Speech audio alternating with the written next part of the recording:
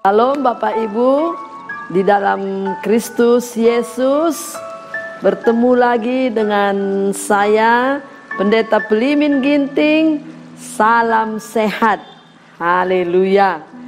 Ya, kita bersyukur di bulan Natal ini, minggu hampir kita selesaikan bulan Desember, walaupun keadaan kita pada tahun ini beda dengan Natal tahun lalu. Tapi puji Tuhan bahwa tidak mengurangi sukacita kita dalam Kristus. Hari ini judul firman yang saya sampaikan yaitu menjadi pemenang. Amin. Nah, Bapak Ibu, menjadi pemenang ini berarti ada seperti pertandingan begitu ya. Nah, kita akan melihat dulu kenapa kita bisa menjadi pemenang.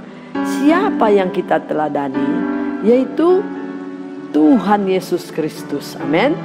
Nah, kalau kita melihat bagaimana Yesus itu waktu mulai mau lahir, ya, dia tidak diizinkan, dia mau dibunuh, tapi dia selamat, lalu harus dari Bethlehem berangkat lagi pergi ke Mesir. Nah, begitu kesulitan-kesulitan dihadapinya, dan dia lalu mengajar tentang kerajaan Allah, memberitakan dirinya Mesias, dan dia juga banyak melakukan mujizat-mujizat. Tapi ternyata juga banyak yang tidak menyetujuinya, ya, banyak yang tidak suka, sampai akhirnya dia mati, ya, disalib. Nah, Bapak Ibu, di manakah kemenangan Yesus itu? Nah, waktu dia disalib itu, waktu dia menumpahkan darahnya itu, darah yang tertumpah itulah puncak kemenangannya, yaitu dia mengalahkan maut, ya. Sehingga Paulus berkata, sengatmu di mana maut? Tidak ada lagi bisa ada sengat maut. Sudah dikalahkan oleh darah Tuhan Yesus. Nah, lalu dia mati. Nah, sesudah mati kan seolah-olah dia kalah. Lalu dikubur. Nah, karena dia bukan manusia tapi dia adalah Tuhan. Ya, walaupun lahir dari perawan Maria, tetapi bukan lahir secara biologis, tetapi memang Roh Kuduslah yang memakai rahim Maria. Maka dia dari kematiannya bangkit. Nah, di kebangkitan inilah kita lihat dia pemenang, ya. Walaupun orang sepertinya sudah berkata dia kalah karena mati, tapi dia bangkit. Kalau manusia mati nggak bangkit, karena dia Tuhan, dia bangkit Bapak Ibu, ya, sampai naik ke surga. Amin. Nah, dia sudah mengalami kemenangan, maut sudah dikalahkan. Maka kita yang percaya kepada dia, beriman kepada Yesus, maka kita pun pemenang. Bahkan firman Tuhan katakan lebih daripada pemenang. Amin.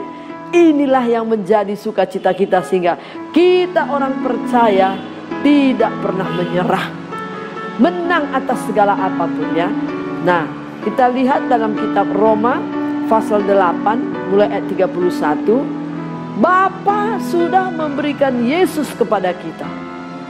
Anaknya saja pun tidak disayangkannya, dia berikan kepada kita, apalagi yang lainnya.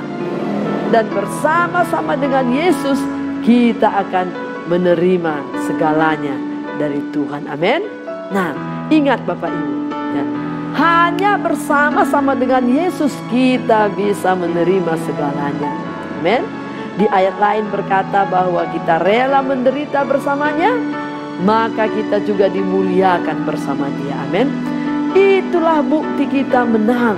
Sehingga Paulus berkata, tidak ada apapun yang sanggup memisahkan dia dari kasih Kristus. Puji Tuhan, ya. Tidak ada apapun yang dapat memisahkan dia, Paulus, dengan kasih Kristus. Semestinya kita pun orang Kristen seperti itu.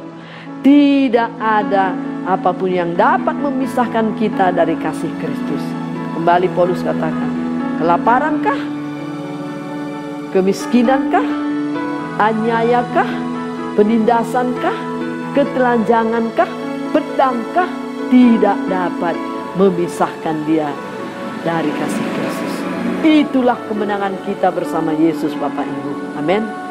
Ya, walaupun kita banyak kadang mengalami masalah, kesulitan, tapi ingat ya, tetap kita bersama-sama Kristus, tetap bersama-sama dengan Yesus, Bapak Ibu, supaya kita menang melewati segala masalah kesulitan itu.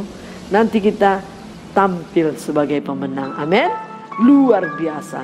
Inilah kemenangan kita bersama Kristus. Haleluya, Bapak Ibu ya. Bagaimana kita bisa mengalami kasih Kristus itu? Nah, ya, supaya dengan adanya kasih Kristus di dalam kita, maka kita tidak tergoyahkan kesulitan apapun. Bahkan saya berkata, berkat-berkat pun tidak bisa memisahkan kita dari kasih Kristus. Amin.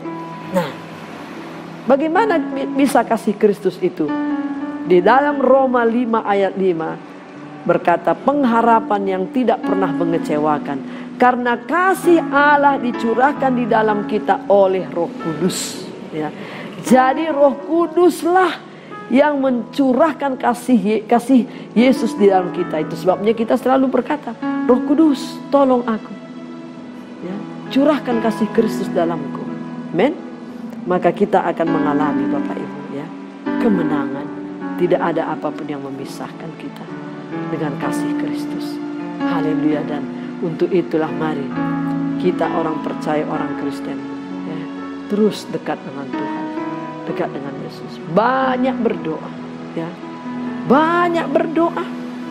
Ketika kita menyembah, berdoa, apapun masalah kita, kita bisa nyatakan. Dan di sana Tuhan akan berbicara. Kita diingatkan akan firman Tuhan ya. Jawaban dari firman Tuhan Roh Kudus berikan kepada kita di saat kita ada pergumulan. Biarlah nama Tuhan Yesus dipermuliakan atas hidup kita. Amin. Ya, Tuhan Yesus dipermuliakan atas hidup kita. Tuhan Yesus dipermuliakan atas keberadaan kita. Tuhan Yesus dipermuliakan atas keluarga kita.